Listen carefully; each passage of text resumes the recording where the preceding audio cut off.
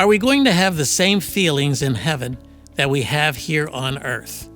Nothing in heaven is going to be the same as it is here on earth, because on earth, our feelings, our emotions, our bodies, our will, our intellect have all been infected by sin. We live in a fallen flesh, and those emotions are filled with fallen flesh.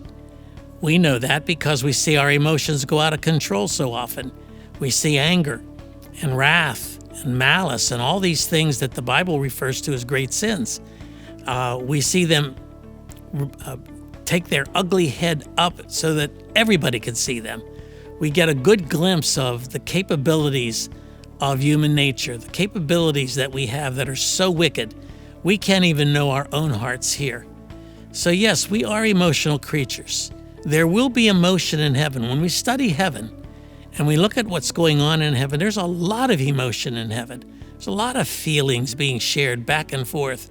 There's a lot of rejoicing that is going on. We know there's no sorrow, there's no pain, there's no heartache. But yes, we are emotional creatures. Our souls are emotional. Our soul is made up of what we would call our will and our intellect and our emotions. But they're all fallen. They are redeemed because of the work of Christ, and yet they're still being redeemed. So that when we die, we put on a whole new robe of righteousness, and all of what we had on the earth, the emotions, the will, the intellect, the soul, the spirit, that which was born again in the image and likeness of God, all of that is transformed, and we become new creations in Christ. He takes the old, he buries it. He takes the new, he resurrects it. And that doctrine is called the doctrine of glorification, where he glorifies and removes every stench, every odor, every semblance of sin from our emotions. Imagine the emotions that you have, the capabilities that you have today as you sit in the fallen flesh that are marred by sin. Imagine them stripped of that sin nature. Imagine them glorified by the presence of God. And so, yes, we will have feelings in heaven. They won't be the same feelings that we have here because they'll be redeemed. And that's what redemption is all about. We look forward to that day when we can rejoice, when heaven is rejoicing with us, when the angels are rejoicing over the salvation of one's soul.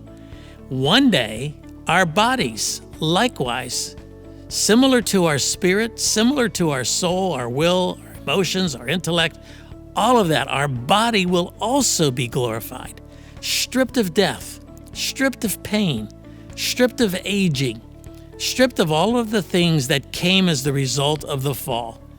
Romans chapter 5 tells us that we are in the loins of Adam. That means we are fallen people.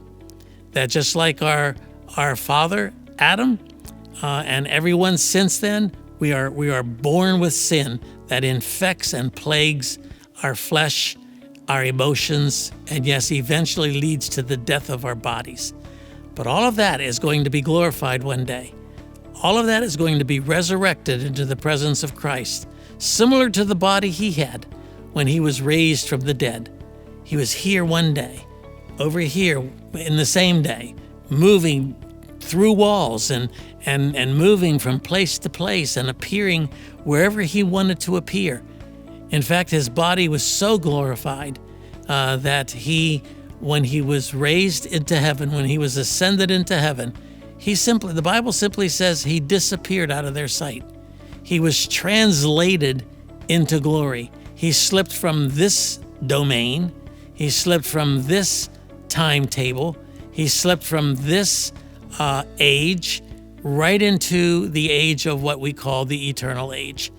And so we'll have that body too. At the last day, when Christ comes and he brings his saints with him, our bodies will be removed from the grave and we will be translated into his glory. So yes, we will have emotions, we will have feelings, but they will be redeemed emotions and redeemed feelings. There's the difference. I hope this helps. Hi, my name is Melissa Weisenfels, Executive Director here at MARKINC Ministries.